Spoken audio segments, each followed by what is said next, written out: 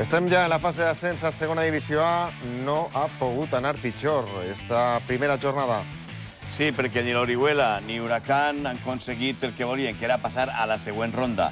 Orihuela, que havia empatat fora de casa a 1, a Prudós a casa per 0-1 davant l'Albacete, se classifica per tant l'Albacete, i Huracán, que havia empatat a 0 en casa, ha empatat a 0 durant el partit, també en la pròrroga, però a la fi, en els llançaments de penal, s'ha classificat el Lucena. Per tant, Orihuela i Huracán, desgraciadament per futbol valencià, queden fora de les eliminatòries de categoria. El primer resum que anem a veure és el del partit que van veure en directe entre l'Orihuela i l'Albacete. Ho acaba de dir Paco, ho tenia tot de cara davant la seva afició, al camp de los Arcos, 0-1. Un gol en pròpia porta, no? Per a més Inri, ja. Més de gràcia no ha pogut ser.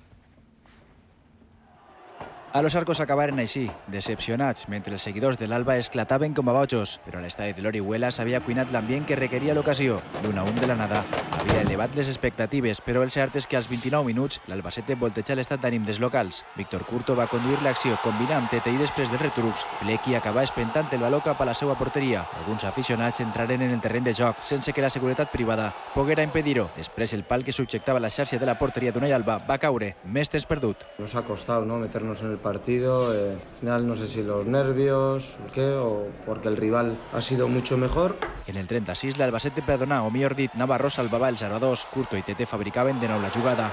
En la segona part, Asier Garitano isqué amb Dani Gómez i Van Espadas en atac. Òscar Rico només començar feia esta centrada i Miguel Ángel estava a punt d'empatar l'encontre. L'Albacete seguia igual de perillós a la contra i en esta oportunitat Tete tornava a perdonar el 0-2. Rebollo López tacava la seva actuació amb esta errada. Xiulava mans fora de l'àrea. Ni una cosa ni l'altra, però la següent errada feu esclatar l'afició de los Arcos, després de no assenyalar penal per estes mans d'Adrià. Las imágenes se ven muy claro. Intuyo que ha sido penalti más que nada por la reacción, ya te digo, de los jugadores de un equipo y de otro. Son cosas que ocurren en el fútbol y en las que necesitas que te vayan a favor para pasar la eliminatoria. No ha sido así. I per això estem fora. Danso tingué l'empat als minuts finals, però no pogué evitar la desesperació final per haver-se quedat en el camí cap a segona. Una decepció gran davant la teua afició, tot de cara, gol en pròpia porta. Molt injust és el futbol i injustícia total la que ha patit avui l'Huracán. Empat a 0 el primer partit, empat a 0 en el partit d'avui, la pròrroga també, i ha caigut a Lucena en la loteria dels penals, Carles. Així és. Amarilla era el que llançava al travesser, marcava el Lucena. Després ha convertit 2 el Huracán, 4 el Lucena. I este és Powell, el jugador que havien reforçat el fitxatge estrella per a la fase d'ascens i l'ha tirat per dalt. Si marcava este, també l'ha marcat justet, se classificava. Germán ha fet el definitiu quart penal i mira, se classifica l'Huracán el Lucena per a la següent eliminatòria. Encara no ha guanyat res, o sigui que ahir la gent se torna boja, però encara no ha guanyat res. Ha de jugar una altra. Més eliminatòria, sí. Ha quedat una altra. Ascens de tercera a segona B. Esto es un ascens de promoció a segona divisió B. Així té classificats al Muro, que ha guanyat 2-1 davant el Puerta Bonita, continua endavant en la lluita per estar en la segona B. El Llevant B també es classifica, havia empatat a 3 en el primer partit, d'ací ha guanyat 2-1 al Beasain, per tant continua davant, i el Catarroja, que queda eliminat, però com ha sigut com a campió, no puja directe, però encara li queda la consolació d'entrar de nou en el sorteig, que continua, per tant, el Catarroja. Tenim Muro, Catarroja i Llevant B en esta fase d'ascens a segona divisió B. I el primer resum que anem a veure és el del Muro, que ha passat davant el Puerta Bonita. El Muro va fer història al classificar-se anell per a la següent ronda d'ascens a segona B. El conjunt del Comtat va haver de patir, va haver de remuntar un gol en contra aconseguit pels madrilenys als 22 minuts de partit. La diana d'Ivan García voltejava l'eliminatòria i obligava al conjunt valencià a remuntar. No fou fins a la represa quan el Muro aconseguia l'empat, obra d'Àlex Pasqual. Este gol deixava de nou la contesa igualada i tot feia pensar en pròrroga. No va fer falta. Al minut 25, un golaç de Facheca feia esclatar la bogeria al camp La Llometa. Faltava temps per a la fi i els madrilenys apretaven. El Muro es va dedicar a tirar d'ofici per a mantenir el resultat i donar un passet més cap a la divisió de bronze. Nosaltres n'han tingut 4, no ens han marcat i al final ens han marcat el 0-1. I han tingut que anar tot el partit en contra, però bueno, al final s'ha superat, no? Tu senties el gol, xiquets? Xiquets ahí darrere d'una guerra. Anem a veure imatges ara, Carles, de dos partits. Un del Llevant Beasaín i el Noja Catarroja. Mira que bé, Noja Catarroja. Primera part de control llevantinista. Al minut 19, Dani Galán ha fet l'1-0. En la segona meitat, als 8 minuts, penal de George, però ha parat Garabato, el llançament d'Arregui. Al minut 24, penal del porter del Llevant, Garabato, y esta vegada Sarasola ha empatat a 1.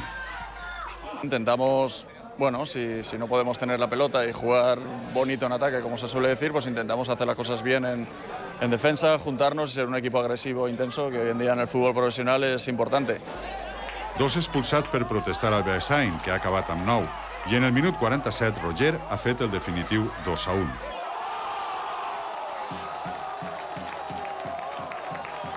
No ha pogut ser. El somni de l'ascens del Catarroja haurà d'esperar.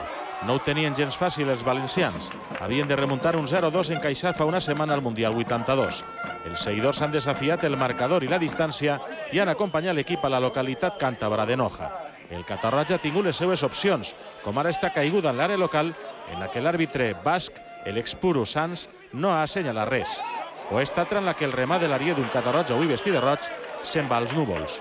En canvi, el Noja ha convertit la primera oportunitat en gol. Ha sigut una espectacular acció individual de Borja Lázaro, que als 20 minuts de joc ha sortejat tots els contraris que li han eixit el pas, porter inclòs, i ha inaugurat el marcador.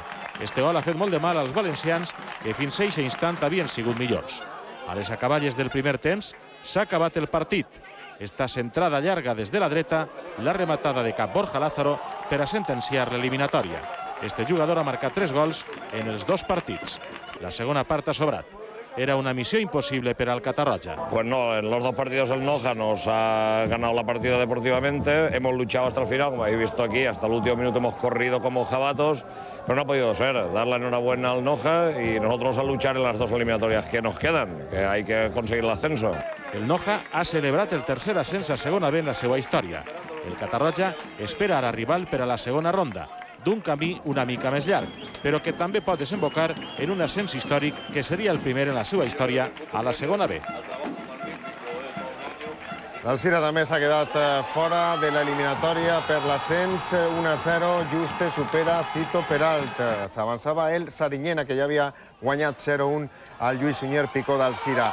Empatava el conjunt de la Ribera. En el minut 74 Ferran ha superat el porter, però no ha pogut passar l'eliminatòria després de desempat. Un gol li ha faltat. Marcar un altre golet allà a casa li ha faltat, una pena. Sentim a Frank Castelló, l'entrenador de l'Alzira, molt emocionat perquè ja ha avançat també, ha dit que no continuarà la pròxima temporada. Pienso que Alzira debe de renovar las caras y yo creo que la primera es la mía. Me siento orgullosísimo de haber dirigido este equipo.